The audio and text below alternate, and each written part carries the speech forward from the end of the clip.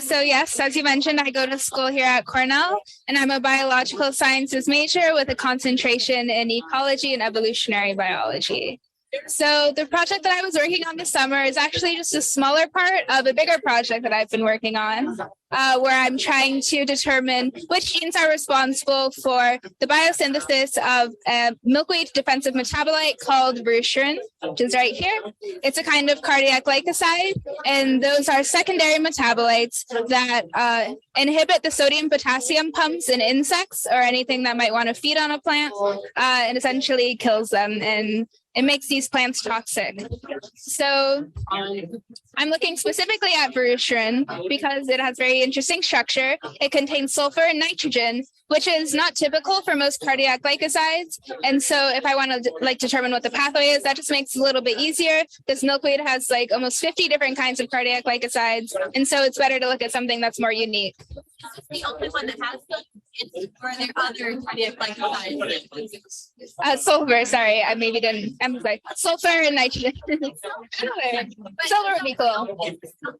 Sulfur in it, or no, it's not. There are, I think, 2 or 3 in milkweed that have sulfur and nitrogen. But yeah, out of the 50, it's a pretty low number. So it's a lot easier to look at. Yeah, but even if there are genes that are involved with sulfur and nitrogen, which they would have to be if they're adding it to the cardiac glycoside, that doesn't necessarily mean that it's going to have to do with cardiac glycoside production. And so we have a pretty long list of genes that were created by someone who was previously in our lab, Dr. Honglin Feng. And essentially, he performed a differential gene expression analysis in my milkweed species of interest, which is Asclepias curassavica. And he found a bunch of different genes that were upregulated. But of course, we want to reduce that list so that I don't have to look at hundreds of different genes. And so that leads into what I'm doing this summer, which is, or what I did this summer, which was look at a close relative of Asclepias curassavica, which is Asclepias incarnata. And it doesn't produce any of these cardiac glycosides containing sulfur and nitrogen. So they'll have genes in common, but it won't be any gene that has to do with the biosynthesis of voruscharin. So the idea is if I compare genes that are differentially expressed in incarnata to ones that are differentially expressed in curassavica, then I can eliminate some of my candidates and I'll have less to look at ultimately. And even though it's not the main focus of my project, I'm also looking at Asclepias syriaca and tuberosa because it has a similar sort of relationship of where syriaca does produce sulfur and nitrogen containing cardiac glycosides and tuberosa does not. So if there are any crossover genes between those two, I can also compare them to the curassavica genome. And if it exists in there too, then great, I can eliminate even more genes. So what I had to do this summer was extract the RNA from Asclepias incarnata and tuberosa plants because I want to perform differential gene expression analysis. And I compare plants under normal conditions to plants that have been treated with jasmonic acid, which results in plant defense pathways being activated. And also, since there's no transcriptome or genome that currently exists for incarnata and tuberosa, I also had to assemble their transcriptomes. And I had to do RNA-seq for this, and I sent all my samples out, currently waiting for their results to come back because it takes a few weeks. But when I get that back, I'll be able to assemble the transcriptomes and then map the reads from the different samples. So looking at the tissue type, the treatment type, the plant, and I'll be able to perform that differential gene expression analysis. And hopefully I'll have some genes that I can eliminate.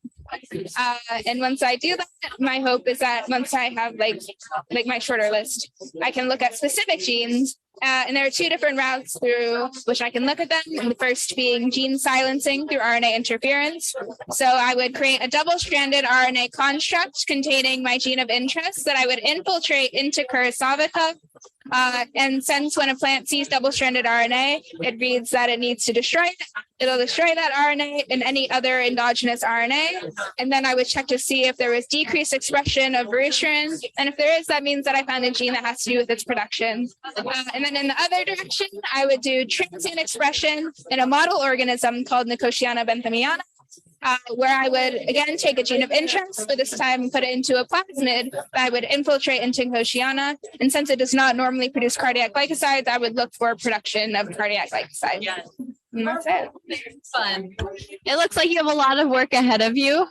Yeah, it'll be really fun though. So in this project, what was something that surprised you? What was something you were not expecting to find?